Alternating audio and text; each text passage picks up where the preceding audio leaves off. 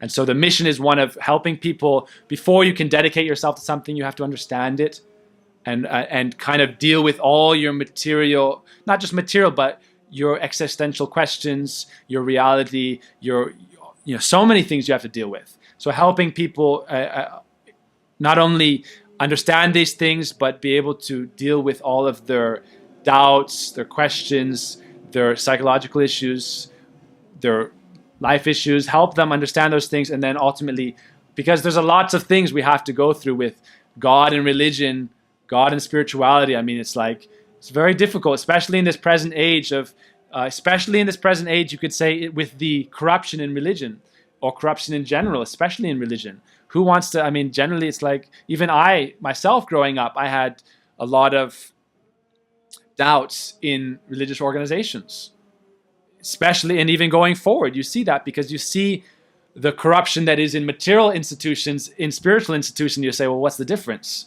They're just selling a different product, But if that's why you have counterfeit and genuine. If there is the genuine thing available, and ultimately in our bhakti thing, even the beauty of bhakti actually is that even if people have corruption within, because everyone is tainted, everyone has the potential for sin, and everyone has the potential for deceit.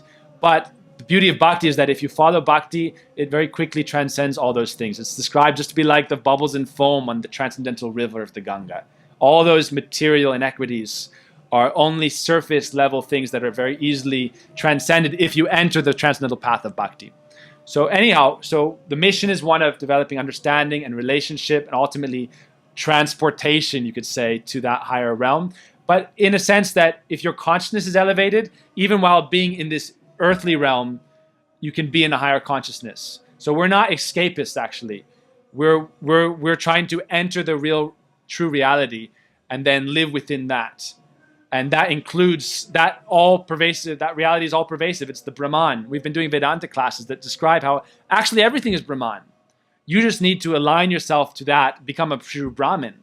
When you're not a Brahmin, you're in Maya. And when you're a true Brahmin, you're existing in the Brahman essence, and you perceive it everywhere. And then you're able to live within it and serve it and be present within it properly. So for me, that's the mission. Then the sacrifice can only be based on love.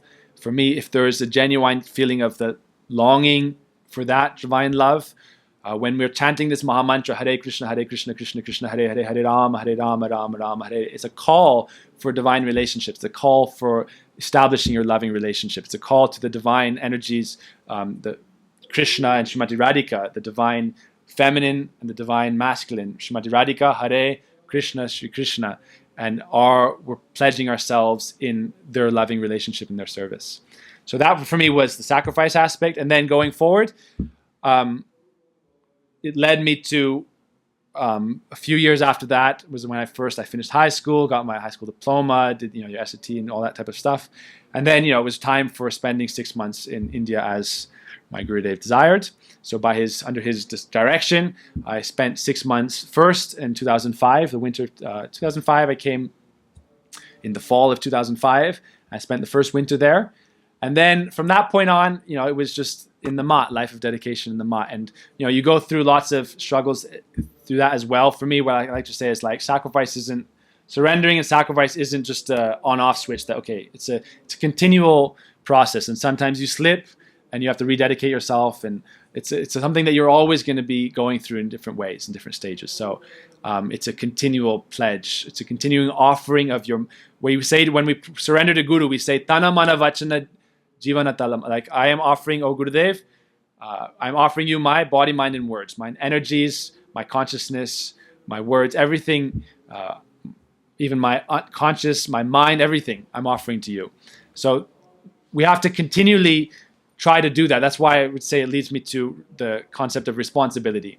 Because to truly surrender and sacrifice, you need to be responsible in the sense that you have to sacrifice what is deterring you from the path and refocus yourself on what is helping you progress in the path. Because there's so many obstacles that come, and it's so easy to get to go upon an errant path and kind of spend a lot of time in, you're not following the proper stream. So that's the kind of continual process you go through. in the Mutt now since 2005. I went back to the West just to renew my visa, and then I got a student visa. I stayed from 2008 to 16 on one visa. Then last time I went back was in 2016, again for a visa. And then I've been here since, another 4 years.